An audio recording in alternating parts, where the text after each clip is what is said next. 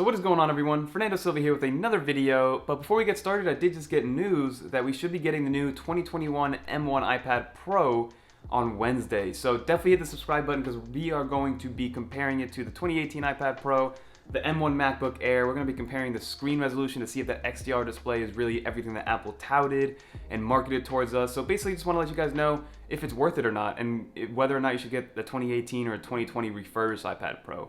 But now that we got that out of the way, but today we're going to be talking about the top 12 tips that nobody talks about when it comes to the iPad, because honestly I didn't even know that the iPad could do these things. And let me know if you guys knew that these things even existed. But let's get right into it.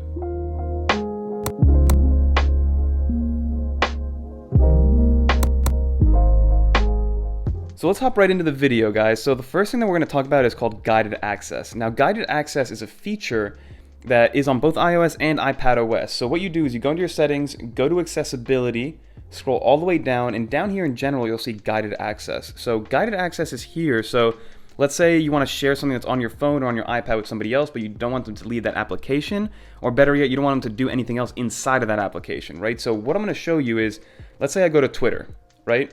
I want to be able to hand my iPad over to somebody else and show them my actual feed, right? But A, I don't want them to leave the application, and B, I don't want them to go maybe into my DMs or go into my actual profile and change anything. So what I do is you triple click on the home button, you press guided access, and now guided access is turned on. So what that means is no matter what, I can't leave the application, right? So if I try to swipe up, it won't let me leave the application. You can see that. So that's step number one. And now if you go to guided access again, all you have to do, you can now move and decide where you want the person to actually be able to interact. So what I can do is draw a little circle here, and you can see that's filled in, and then this circle here too, I'll draw one right here. Boom, so that's all done. Press resume. So now you can see that this person can scroll through the news feed, but if they try to click on anything over here or try to search within my Twitter, it won't work. So I kind of love that. So again, basically it gives you peace of mind. So let's say you want to share something on your screen with somebody else physically, but you don't want them to A, leave the application, right? Or B, click on anything that has vital information. You just want to show them what you want to show them. So that's cool to have. So that's guided access on the iPad Pro. So as you guys saw, when I tried to do the guided access, when I triple clicked on here, you saw that I got two options, right? The guided access and the magnifier. So before we go and I show you the magnifier, I'm going to show you how to get to it. So go into your settings again, you're going to go into accessibility, and then right here is where magnifier is. So basically it's exactly what it sounds like, right? Magnifier lets your device turn into a magnifying glass by just triple clicking. So 1, 2, 3. All of a sudden, it's a magnifying glass that I can use. Basically just a quick action to go to your camera. You know, turn your light on over here, add some filters if you want to. You can even take the picture, add a little contrast right in the middle of the image. So it's kind of nice to have, I guess, but I just kind of like that feature just in case you really need it. And it's kind of nice to have, especially on the iPhone side, but it's here on the iPad side as well. And the reason when I triple clicked on the home screen, it came up automatically versus if I'm on Twitter and triple click, it gives me the option, is because guided access will not work on the home screen. So guided access is only available within an application.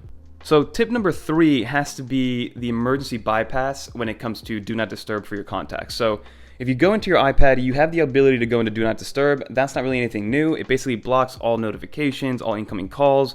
Basically, again, it's a do not disturb mode. So what you can do, because let's say you do want to go on do not disturb because you don't want to be contacted by a bunch of people, but there are a few people that should be able to bypass that. So if you go into your contacts, let's open those contacts. Let's go in here. If you go into edit, and then scroll all the way down where it says ringtone, where it says default. If you click on default, then you can press this emergency bypass toggle, which basically allows you to let that person bypass your do not disturb mode. So that's there if you guys want it. Again, all you have to do is go into your contacts, edit that contact, and then edit the actual ringtone, which is, I don't know why it's kind of that deep into the settings, but that's where it is. Another cool one that people don't really know about for some reason is being able to organize your home screen quickly. So everybody knows wiggle mode. You kind of just grab on an app, shake it around, move it, but what you can do is actually select multiple. So I have this one floating right here, and then if I just start selecting on multiple ones, I could just move them all at once over to the right side, and then they just moved to the other home screen. So that's a little tip that not a lot of people know, which is very useful, especially if you're trying to revamp your entire home screen at once. And then another really good one, which kind of helps with multitasking, especially with me, because for instance, you guys can see that my home screen is totally empty except for the bottom bar, right? Except for the dock. And so the only way to really multitask is if I have these applications down here ready to multitask, right? So let's say if I go into Twitter, and as go down a little bit, what you can do is pull up that dock to end up multitasking. So pull over LumaFusion. That's all fine and dandy. But let's say I want to multitask with an app that's not there, right? So let me pull up Safari. Now, let's say I want to multitask, and I can't really do that because the app isn't down here, right? So if I do want to multitask, anywhere inside of the UI, anytime you're on the iPad, if you just press the Apple and space button, you get the search bar, and now I can just grab this contacts right here, pull it over, and now I can multitask like that, even though the contacts wasn't inside of my Docs application or inside of my dock. So now let's actually go into the photos. So if we go into photos, everybody saw that we got a nice little revamped section of the photos, right? So it kind of looks like more of a file system, which is nice. So if we go all the way and scroll down and we go to all albums, right? You can see that the albums by default choose the latest image for your album cover, right? So what you can do actually is go into here, and let's say I want something else as my album cover. If I want this one instead, I hold this down, and then you can make it a key photo.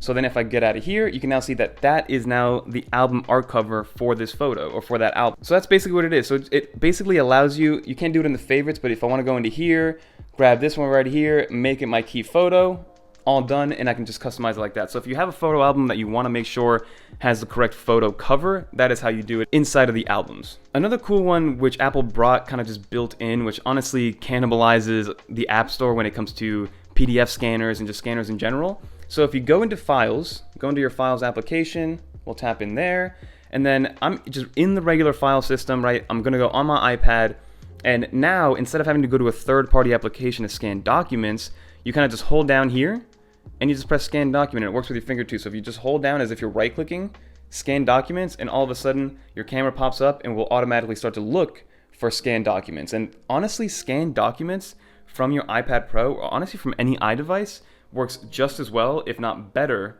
than a regular scanner or anything like that, from my experience at least. So that is awesome to have. It's now built into the OS, built into the native operating system. So if we continue on, let's go back to the settings. Let's go into General. Let's then go into iPad Storage. So once this iPad storage kind of loads up, you can see that, I'm taking up a decent amount of space on the iPad Pro. It's kind of crazy, but what you can do is actually search, and based on app, delete them from here. So I didn't even know that this existed, this little search button. So you can search for any application that you have, and then let's say if I want to delete FaceTime, right? I just click on it and then delete it from here, but I'm not going to delete FaceTime because I use it way too often. But again, that is inside of the general iPad storage, which is, again, something that I didn't know even existed at the time.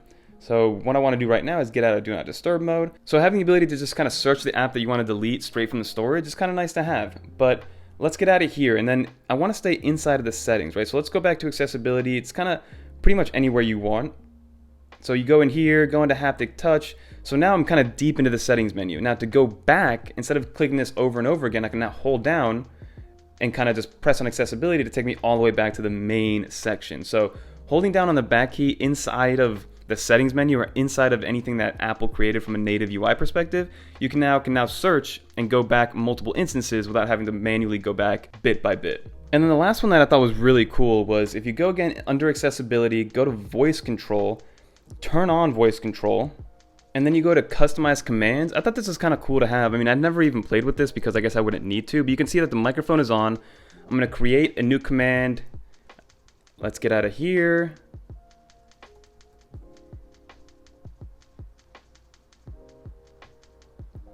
So this is where you can now, so whenever I say the word picture, I now can just tap right here. So make sure that it's tapping. Press stop, save. Get out of here, press save. Let's go up, and then let's pull up the camera. And now without me doing anything, say picture.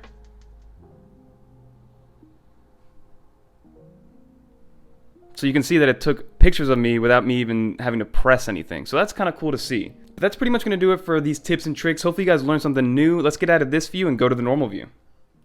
So that's pretty much going to do for this video, everybody. Hopefully you guys got at least one new thing that you didn't know existed on the iPad Pro, whether it's that guided access or the magnifier or being able to bypass through Do Not Disturb modes and things like that. But again, my goal is to just get one tip or one trick out to you guys that you didn't know existed. And most of these work also on the iOS side.